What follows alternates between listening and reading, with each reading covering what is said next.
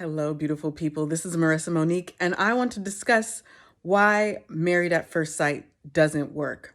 Now, I have to note that as much as I enjoy this show and this concept, I believe that it actually creates an unrealistic expectation of what love and marriage is or how it starts out.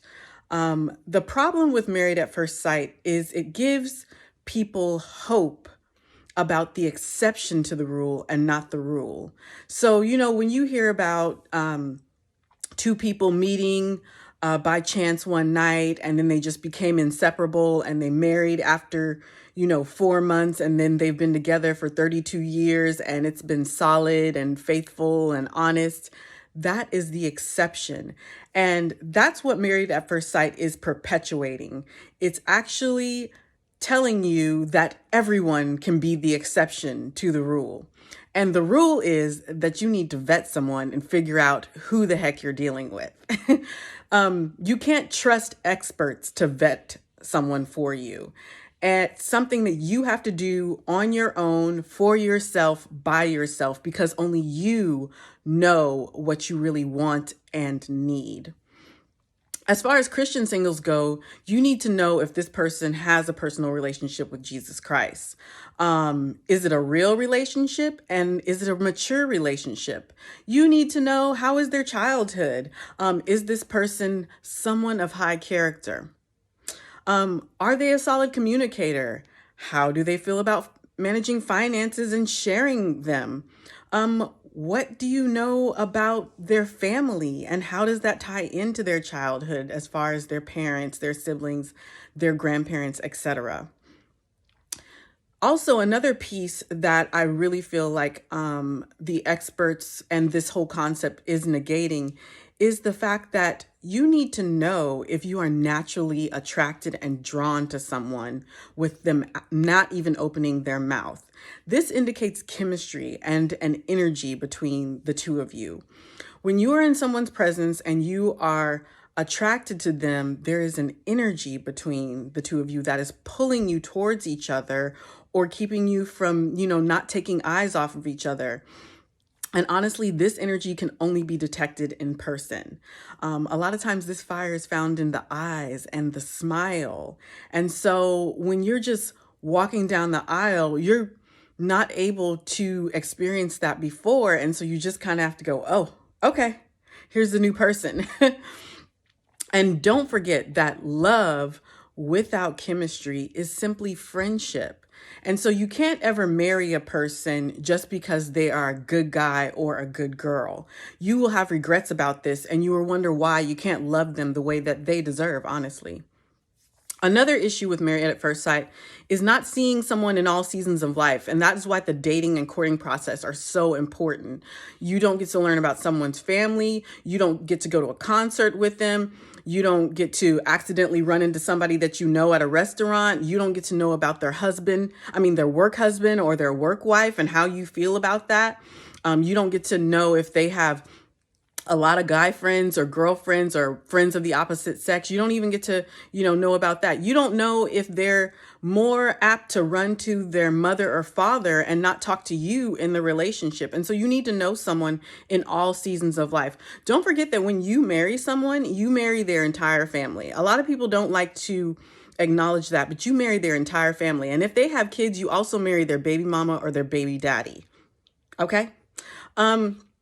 So with Married at First Sight, you don't get to meet their friends and learn about their friends' mentality. Don't forget that birds of a feather flock together. That's what Granny said. Yes, she did.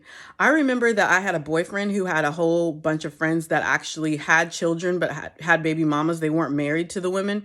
And I remember a couple of them saying that they were really happy that they were connected to their baby mama forever because it always gave them a sexual outlet. Can you believe that? And so I'm thinking my boyfriend is hanging around with these guys, and so he might think that he wants to put me in the same boat too. Not cool. So anyway, another reason that Married at First Sight does not work is, and this is the biggest and scariest reason, is the lack of premarital counseling. So, my bachelor's degree is in psychology. I believe in counseling and therapy. I believe that it can take a person from broken to healed. I believe it can break generational curses, if as long as you are doing the work. And I've always just been curious about psychology and relationships and human behavior. And so a big piece that's missing from Married at First Sight is the actual process of going through premarital counseling. I've discovered that the way to actually fireproof your marriage in a lot of different ways is to go to premarital counseling and dive deep. Not this, what's your favorite color kind of premarital counseling. A couple can also not be too proud to seek counseling as they journey through their marriage as well.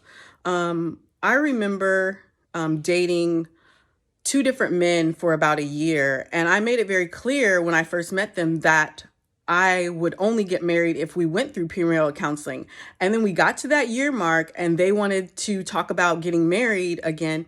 And I said, all right, well, let's go ahead and schedule some premarital counseling. And they're like, what? Like, I'm not doing that.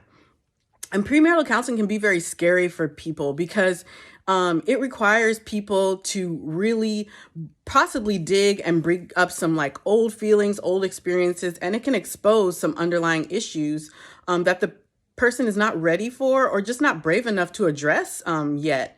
And so they may not agree to go to counseling. And in both those situations, I had to walk away. And that was tough.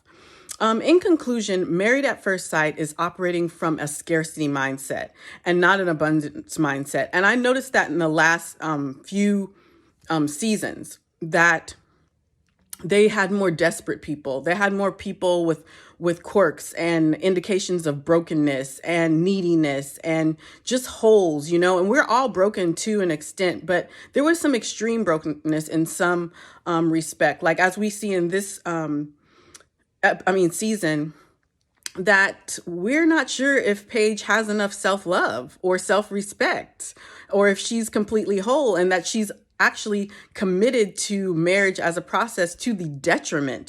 She'd rather have the piece of paper, but doesn't care about how solid it is behind the scenes. So essentially, Married at First Sight is like getting married to a person that you smiled or winked at the bar or at a club, and you just don't know what you're going to get. So the bottom line is that you can't imitate God or fate or divine order, and that is the problem. Anyway, this is Marissa Monique. Please share your thoughts in the comments. Be blessed.